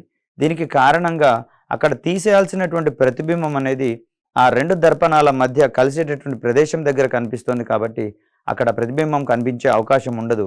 కాబట్టి ఇక్కడ 360/θ విలువ సరి సంఖ్య కనుక వచ్చినట్లయితే అక్కడ నెంబర్ ఆఫ్ ప్రతిబింబాల సంఖ్య నుంచి 1 తొలగిస్తాము. సో ఈ క్రమంలో 360/90 డిగ్రీస్ అంటే 4 వస్తుంది. 4 అనేది సరి సంఖ్య కాబట్టి అక్కడ ఒక ప్రతిబింబం అనేది 2 దర్పణాలు కలిసేటటువంటి తలం వద్ద అది ఏర్పడుతుంది కాబట్టి అక్కడ దాన్ని ఎక్స్క్లూడ్ చేసినట్లయితే ఈ సందర్భంలో మనకు వచ్చేటటువంటి ప్రతిబింబాల సంఖ్యని 3గా చెప్పుకుంటాం. అదేవిధంగా 2 దర్పణాలను 60 డిగ్రీల కోణంతో కనుక ఏర్పరిచినటువంటి క్రమంలో ఇక్కడ ఏర్పడేటటువంటి ప్రతిబింబాల సంఖ్య 360/60 అంటే అక్కడ 6 వస్తుంది. సరి సంఖ్య కాబట్టి దాంట్లోంచి 1 తీసేస్తే 5 ప్రతిబింబాలు ఏర్పడతాయి అనేటటువంటి అంశాన్ని ఇక్కడ మనం గుర్తుంచుకోవాలి. ఇక్కడ ఏవైనా 2 దర్పణాలను ఒకదానికొకటి సమాంతరంగా అమర్చినటువంటి క్రమంలో వాటి మధ్య కోణము 0 డిగ్రీస్ లేదా 0 డిగ్రీస్ అవుతుంది కాబట్టి ఈ సందర్భంలో మనకు అక్కడ ఏర్పడేటటువంటి ప్రతిబింబాల సంఖ్య అనంతంగా ఉంటుంది అనేటటువంటి అంశాన్ని ఇక్కడ మనం గుర్తుంచుకోవాలి. సో ఫార్ములా ప్రకారం చూసినట్లయితే 360/0-1గా తీసుకుంటాము. ఏ సంఖ్యనైనా సరే 0తో భాగిస్తే అనంతమైనటువంటి విలువలు వస్తాయి కాబట్టి దాన్ని అన్డిటర్మినెంట్గా చెప్పుకుంటాం. సో దీన్ని ఇన్ఫినిటీకి ప్రతిరూపంగా చెప్పుకుంటాం కాబట్టి 360/0 ∞. దేర్ఫోర్ ఈ సందర్భంలో అంటే 2 దర్పణాలను ఒకదానికొకటి సమాంతరంగా అమర్చిన క్రమంలో అక్కడ ఏర్పడేటటువంటి ప్రతిబింబాల సంఖ్యను మనం అనంతంగా చెప్పుకుంటాం లేదా అసంఖ్యాకంగా చెప్పుకుంటాం. అదేవిధంగా ఇక్కడ సమతల దర్పణాల ద్వారా మనం అమర్చేటటువంటి మరి ఒక పరికరాన్ని కెలిడియోస్కోప్గా చెప్పుకుంటాం. ఇది అసంఖ్యాక పరావర్తన ప్రతిబింబాల సూత్రం మీద ఆధారపడి పనిచేసేటటువంటి ఒక సాధనంగా చెప్పుకుంటాం. అంటే దర్పణాలను కొంత కోణంతో ఇక్కడ 60 డిగ్రీస్ కోణంతో దాదాపుగా అమరుస్తారు. ఈ విధంగా అమర్చినటువంటి 3 దర్పణాలను ఒకదానికొకటి అమర్చినటువంటి ఒక పరికరంగా మనం ఇక్కడ కెల్డియోస్కోప్కి సంబంధించి చూస్తాం. ఈ కెల్డియోస్కోప్లో అనేకమైనటువంటి పరావర్తన ప్రతిబింబాల ఆధారంగా రకరకాల డిజైన్లు ఏర్పడేటటువంటి క్రమాన్ని ఇక్కడ మనం గమనించవచ్చు. ఇక్కడ రిఫ్లెక్షన్ లేదా పరావర్తన సూత్రాన్ని ఆధారంగా పనిచేసేటటువంటి పరికరాలుగా మనం ఇక్కడ దర్పణాలకు సంబంధించినటువంటి అంశాలు మనం చెప్పుకున్నాము. సో ఈ దర్పణాలలో కుంభాకార దర్పణాలు మరియు పుటాకార దర్పణాలు అనేటటువంటి అంశాలు మనకి ఇక్కడ ఎక్కువగా కనిపిస్తూ ఉంటాయి. దేన్ని మనం కుంభాకార తలంగా పరిగణిస్తాము, దేన్ని మనం పుటాకార తలంగా పరిగణిస్తామనే ఓరియంటేషన్లో మనకి ఇక్కడ క్వశ్చన్స్ రాకపోయినా కూడా ఏది కుంభాకార కటకము, ఏది పుటాకార కటకం అనేటటువంటి ఓరియంటేషన్, లేదా ఏది కుంభాకార దర్పణం, లేదా ఏది పుటాకార దర్పణం అనే ఓరియంటేషన్లో మనకి ఇక్కడ క్వశ్చన్స్ వచ్చే అవకాశాలు ఉన్నాయి. ఎక్కడైనా సరే ఒక తలం అనేది బయటికి ఉబ్బెత్తుగా ఉన్నట్లయితే దాన్ని మనం కుంభాకార తలంగా చెప్పుకుంటాము. లోతుగా కేవ్ మాదిరిగా ఉండేటటువంటి తలాన్ని ఇక్కడ పుటాకార తలం లేదా కాన్కేవ్ సర్ఫేస్గా మనం ఇక్కడ చెప్పుకుంటాం. అదేవిధంగా కుంభాకార తలాన్ని మనం ఇక్కడ కాన్వెక్స్ ప్లేన్గా చెప్పుకుంటాము, పుటాకార తలాన్ని మనం ఇక్కడ కాన్కేవ్ ప్లేన్గా చెప్పుకుంటాం. సో దర్పణం యొక్క మధ్య బిందువుని ఈ క్రమంలో చూసినట్లయితే పోల్ లేదా ధ్రువం అనేటటువంటి అంశంగా చూస్తాం. దీన్ని మనం పీతో సూచిస్తాం. పటంలో సూచినట్లయితే పి అనేటటువంటిది దర్పణం యొక్క మధ్య బిందువు లేదా దర్పణం యొక్క ధ్రువంగా చెప్పుకుంటాం. అదేవిధంగా దర్పణం అనేది ఏ గోళంలో భాగమవుతుందో ఆ గోళం యొక్క కేంద్రాన్ని ఇక్కడ వక్రతా కేంద్రము లేదా సి అనేటటువంటి అంశంతో సూచిస్తాం. సెంటర్ ఆఫ్ కర్వేచర్ అనేటటువంటి పదంగా దీన్ని మనం చూస్తాం.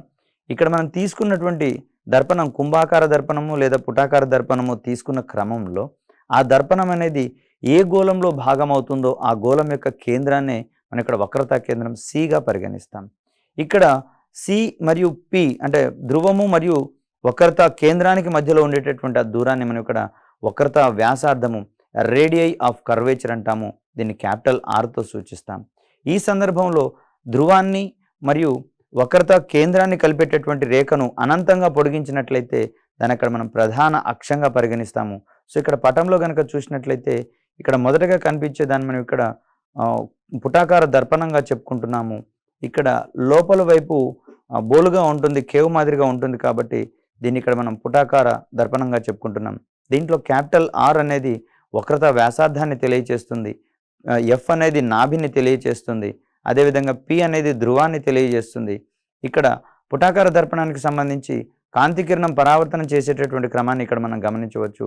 సో ఇక్కడ నాభికి సంబంధించి ఒక అంశాన్ని కనుక మనం పరిశీలించాల్సి వచ్చినట్లయితే ఇక్కడ పుటాకార దర్పణం మీద పతనమయ్యేటటువంటి కాంతి ప్రధాన అక్షానికి సమాంతరంగా ప్రయాణిస్తూ అన్ని బిందువులు లేదా అన్ని కిరణాలు ఏ బిందువు వద్దనైతే కేంద్రీకృతం అవుతాయో ఆ బిందువునే మనం ఇక్కడ నాభిగా చెప్పుకుంటాం. అంటే పుటాకార దర్పణంలో ఇక్కడ ప్రధాన అక్షానికి సమాంతరంగా ఉండేటటువంటి కాంతి కిరణాలు పుటాకార దర్పణం మీద పతనం చెందినటువంటి క్రమంలో అవన్నీ పతనం చెందిన తర్వాత పరావర్తనం చెంది ఒక బిందువు దగ్గర కేంద్రీకృతం అవుతాయి. ఈ బిందువు దగ్గర కేంద్రీకృతం అయ్యేటటువంటి ఆ బిందువుని మనం ఇక్కడ నాభిగా పేర్కొంటాం. సో గోళాకార దర్పణం యొక్క ప్రధాన అక్షానికి సమాంతరంగా వచ్చి ఇక్కడ పతనమయ్యేటటువంటి కాంతి కిరణాలు పరావర్తనం చెందిన తర్వాత ప్రధాన అక్షం మీదనే ఏదైనా ఒక బిందువు వద్ద కేంద్రీకృతం అవుతాయి లేదా ఒక బిందువు నుంచి వికేంద్రీకరణం అవుతాయి. కాబట్టి ఆ రకమైనటువంటి బిందువుని నాభి అనేటటువంటి అంశంగా చూస్తాం. దీన్ని ఫోకస్ లేదా ఫోసీగా మనం ఇక్కడ చెప్పవచ్చు. అదేవిధంగా గోళాకార దర్పణం యొక్క ధ్రువం నుంచి పి నుంచి నాభి వరకు ఉండేటటువంటి దూరాన్ని మనం ఇక్కడ నాభ్యాంతరము ఫోకల్ లెంత్గా చెప్పుకుంటాం. సో క్రింది వానిలో గోళాకార దర్పణం యొక్క ధ్రువం నుంచి నాభి వరకు గల దూరాన్ని ఏమని పరిగణిస్తారు అనే ఓరియంటేషన్ ఇక్కడ క్వశ్చన్ రావచ్చు మనకు. దీనికి సంబంధించి నాభ్యాంతరంగా చెప్పుకుంటాం. అదేవిధంగా నాభ్యాంతరానికి మరియు వక్రతా వ్యాసార్థానికి మధ్యలో ఉండేటటువంటి సంబంధాన్ని గురించి కూడా మనకు గతంలో అనేక మార్లు ప్రశ్నలు రావడం జరిగింది. So F is equal to r/2 అని చెప్తాము. ఇక్కడ నాభ్యాంతరము ఎఫ్ ఈజ్ ఈక్వల్ టు వక్రతా వ్యాసార్థంలో సగం ఉంటుంది అనేటటువంటి అంశాన్ని ఇక్కడ మనం గమనించవచ్చు. సో ఈ నాభి అనేది ధ్రువము మరియు వక్రత కేంద్రాలకు మధ్యలో ఉండేటటువంటి ఒక బిందువుగా మనం చూస్తాము. So PC is equal to capital ఆర్గా చెప్తున్నాం, వక్రత వ్యాసార్థంగా చెప్తున్నాం. ఇది నాభ్యాంతరానికి 2 రెట్లకు సమానమైనటువంటి విలువగా చెప్తాం. సో ఇక్కడ వక్రత వ్యాసార్థం అనేది దర్పణాల యొక్క నాభ్యాంతరానికి 2 రెట్లు ఉండేటటువంటి ఒక అంశంగా మనం ఇక్కడ గుర్తుంచుకోవాలి.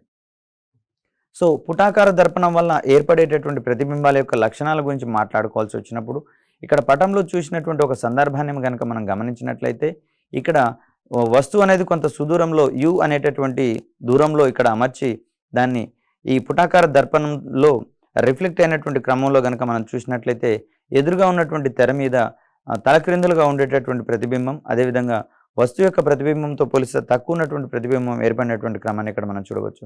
సో ప్రతిబింబానికి మరియు దర్పణానికి మధ్య ఉండేటటువంటి దూరాన్ని విగా చెప్తాం. వస్తువుకి మరియు దర్పణానికి మధ్యలో ఉండేటటువంటి దూరాన్ని యుగా చెప్తాం. సో ఈ క్రమంలో పుటాకార దర్పణం వల్ల ఏర్పడేటటువంటి ప్రతిబింబం యొక్క లక్షణాలు గనక మనం మాట్లాడాల్సి వస్తే ఈ సందర్భంలో ప్రతిబింబం యొక్క పరిమాణము వస్తువు పరిమాణం కంటే చిన్నగా ఉంటుందనేటటువంటి అంశాన్ని ఇక్కడ మనం గుర్తుంచుకోవాలి.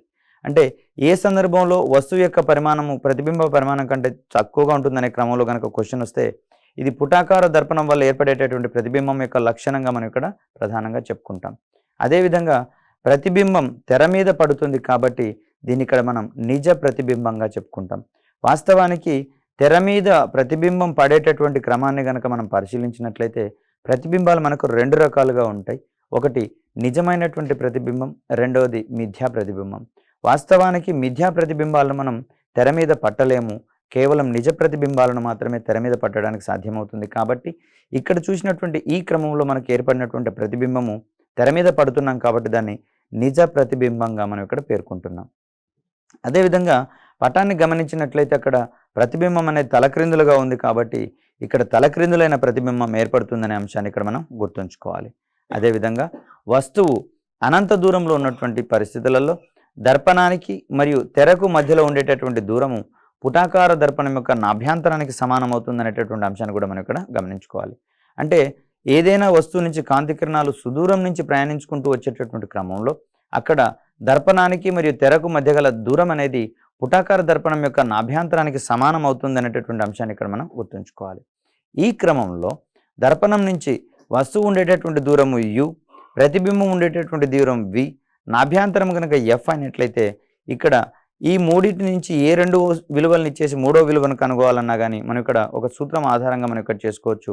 1/u ± 1/v = 1/f అనేటటువంటి సూత్రం ద్వారా చెప్తాం.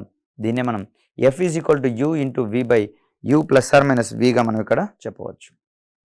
అదేవిధంగా వస్తువును నాభ్యంతరం కన్నా ఎక్కువ దూరంలోను వక్రతా వ్యాసార్థం కన్నా తక్కువ దూరంలోను ఉంచినప్పుడు ఏర్పడేటటువంటి ప్రతిబింబం ఏ రకంగా ఉంటుందనే ఓరియంటేషన్లో క్వశ్చన్ రావచ్చు. దీనికి సంబంధించి మనం వృద్ధీకృత నిజ ప్రతిబింబము తలక్రిందులుగా ఏర్పడుతుంది అనేటటువంటి అంశాన్ని ఇక్కడ మనం చూడవచ్చు. సో వస్తువును ఆ దర్పణం యొక్క నాభ్యంతరం కన్నా ఎక్కువ దూరంలో ఉంచాలి, అదేవిధంగా వక్రతా వ్యాసార్థం కన్నా తక్కువ దూరంలో ఉంచాలి. అంటే దీని అర్థము ఆ వస్తువు యొక్క స్థానం అనేది వక్రతా వ్యాసార్థము క్యాపిటల్ ఆర్కి మరియు ఎఫ్ నాభ్యంతరానికి మధ్యలో ఉండేటటువంటి క్రమాన్ని ఇక్కడ మనం చూస్తే ఏర్పడేటటువంటి ప్రతిబింబం అనేది నిజమైనటువంటి ప్రతిబింబము, వృద్ధీకృతమైనటువంటి ప్రతిబింబము, తలక్రిందులుగా ఏర్పడేటటువంటి ప్రతిబింబాన్ని ఇక్కడ మనం గమనించవచ్చు. అదేవిధంగా వస్తువును నాభ్యంతరం కన్నా తక్కువ దూరంలో ఉంచినట్లయితే ఏర్పడేటటువంటి ప్రతిబింబం వృద్ధీకృత మిథ్యా ప్రతిబింబం ఏర్పడుతుంది. ఈ స్థితిలో మనం వస్తువు యొక్క ప్రతిబింబాన్ని మనం ఇక్కడ తెర మీద పట్టలేనటువంటి పరిస్థితిని మనం ఇక్కడ గమనించవచ్చు. దీనికి కారణంగా ఏర్పడేటటువంటి ప్రతిబింబం అనేది మిథ్యా ప్రతిబింబం కాబట్టి దీన్ని మనం తెర మీద పట్టుకోలేము. సో వస్తువుని నాభ్యంతరం కన్నా తక్కువ దూరంలో ఉంచినట్లయితే ఏర్పడేటటువంటి ప్రతిబింబం వృద్ధీకృత మిథ్యా ప్రతిబింబంగా మనం ఇక్కడ చెప్పుకుంటాం. ఇక్కడ మరొక అంశాన్ని కనుక మనం పరిశీలించినట్లయితే రేఖీయ ఆవర్ధనము లేదా వృద్ధీకరణంకు సంబంధించినటువంటి అంశాలు ఇక్కడ మనం చూడాలి. వృద్ధీకరణం అంటే వస్తువు యొక్క వాస్తవ డైమెన్షన్స్ అన్నిటిని కూడా ఇంప్రూవ్ చేసినా లేదా పెంచినా కూడా దాన్ని వృద్ధీకరణ జరిగింది అనేటటువంటి క్రమంలో ఇక్కడ మనం చూస్తాం.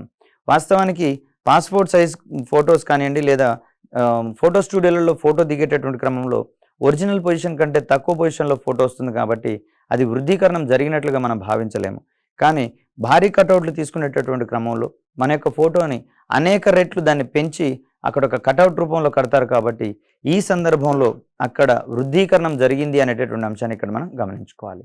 సో ఇక్కడ ఈ సందర్భంలో దీన్ని కనుక అంశాల వారీగా చూసినట్లయితే ప్రతిబింబ పరిమాణానికి వస్తువు పరిమాణానికి మధ్యలో ఉండేటటువంటి నిష్పత్తిని మనం ఇక్కడ రేఖీయ ఆవర్ధనానికి సంబంధించినటువంటి అంశంగా చూస్తాం. ఇది ప్రతిబింబం దూరానికి మరియు వస్తువు మధ్యలో ఉండేటటువంటి దూరానికి గల నిష్పత్తికి సమానం అవుతుంది అనేటటువంటి అంశాన్ని ఇక్కడ మనం చూడవచ్చు. సో ఈ క్రమంలో వృద్ధీకృత ప్రతిబింబానికి సంబంధించి రేఖీయ ఆవర్ధనం విలువను ప్రతిబింబం యొక్క పరిమాణం బై వస్తువు యొక్క పరిమాణము, దీన్ని మనం PI/POగా మనం ఇక్కడ చెప్పుకుంటాం. సో ఇది రేఖీయ ఆవర్ధనానికి సంబంధించినటువంటి సూత్రంగా మనం ఇక్కడ చెప్పుకోవచ్చు. అదేవిధంగా కుంభాకార దర్పణం వలన ఏర్పడేటటువంటి ప్రతిబింబం యొక్క లక్షణాలు కనుక మనం గమనించినట్లయితే, ఇక్కడ కుంభాకార దర్పణానికి కుంభాకార తలం వైపుకి ఇక్కడ మనం వస్తువుని అమర్చుతాము. సో ఈ వస్తువు అనేది దాని నుంచి వెలువడేటటువంటి కాంతి కిరణాలు దర్పణం మీద పడినటువంటి పరిస్థితులలో అది పరావర్తనం చెందినటువంటి పరిస్థితులలో ప్రతిబింబాన్ని ఏర్పరిచే క్రమాన్ని ఇక్కడ మనం చూడవచ్చు. సో ఈ క్రమంలో ప్రతిబింబం యొక్క లక్షణాలు కనుక మనం గమనించినట్లయితే, ఏర్పడేటటువంటి ప్రతిబింబం పరిమాణము వస్తువు పరిమాణం కంటే చిన్నగా ఉంటుందని, అదేవిధంగా ఈ సందర్భంలో ఏర్పడేటటువంటి ప్రతిబింబం మిథ్యా ప్రతిబింబం అనేటటువంటి అంశాన్ని ఇక్కడ మనం గమనించాలి. అనగా దీన్ని మనం ఇక్కడ తెర మీద పట్టలేనటువంటి పరిస్థితిని ఇక్కడ మనం గమనించవచ్చు. అదేవిధంగా వస్తువు మాదిరిగానే పూర్తి నిటారైనటువంటి ప్రతిబింబం ఇక్కడ మనకు ఏర్పడేటటువంటి క్రమాన్ని కూడా మనం ఇక్కడ చూస్తాము.